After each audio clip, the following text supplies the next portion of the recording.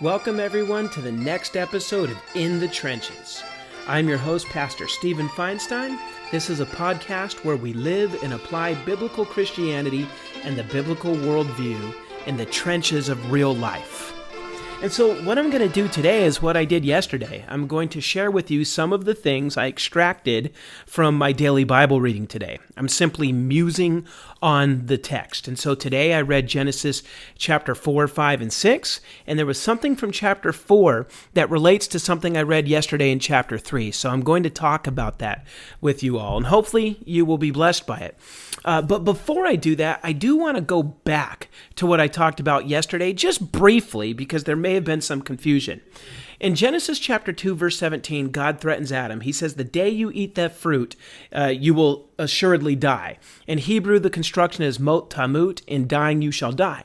Then in chapter 3, verse 4, Satan directly contradicts God by telling Eve that you most assuredly will not die. Lo mut tamutun. And so what I was telling you guys yesterday is the grammatical form is identical in both. In both cases, you have the first word as an absolute infinitive, and the second word is a call verb that's imperfect. That's second person. The reason why they look different if you compare the final verbs is because in Genesis 2:17 it's singular, because God's only talking to Adam.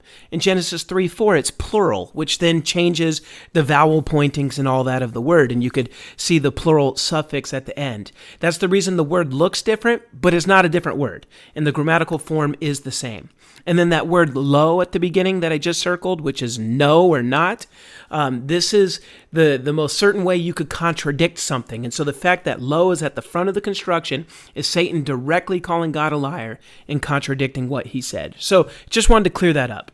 Now, today, as I said, I'm going to compare something from Genesis 3 to something in Genesis 4. Now, when God is laying out the judgment, so he judges the serpent because of the fall. He judges the serpent in Genesis 3, 14 and 15, and then he judges the woman, Eve, in Genesis 3, 16.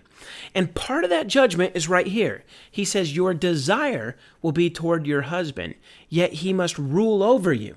There's something here that relates to what I read this morning in Genesis 4.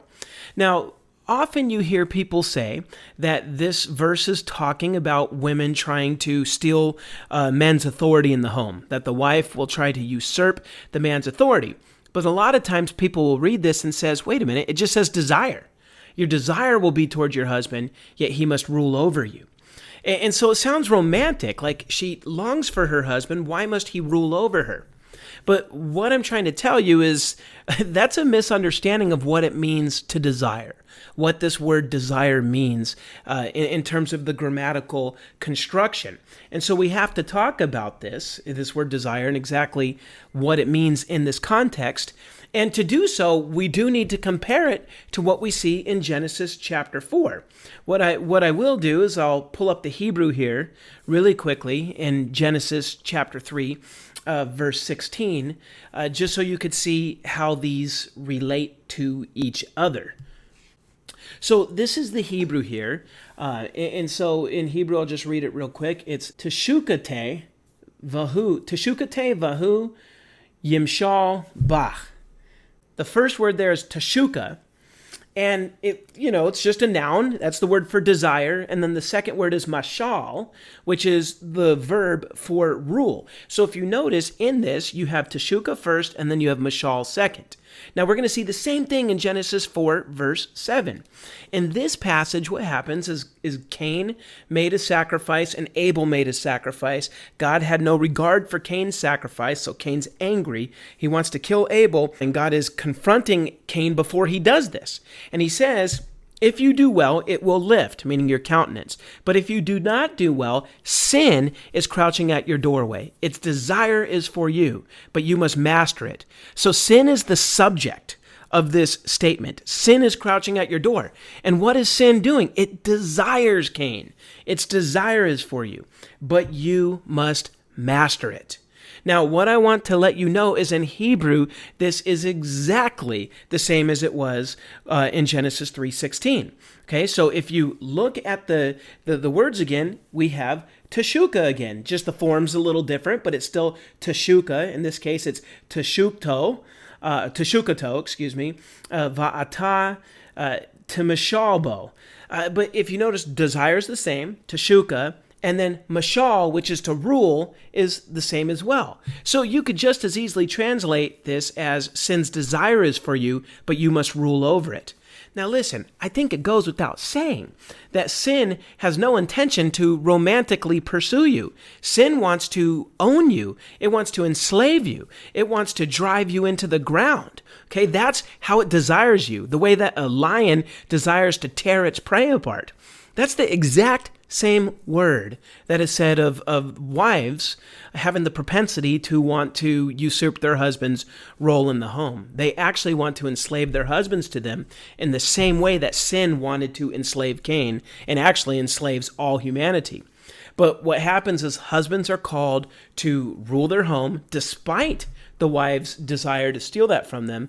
And likewise, Cain was being called here to rule over sin rather than to let sin rule over him.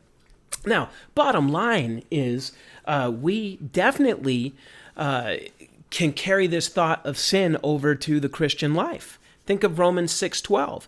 Because of Jesus Christ, because we've been redeemed from sin, Paul can write this. He says, therefore, do not let sin rule in your mortal body so that you obey its desires.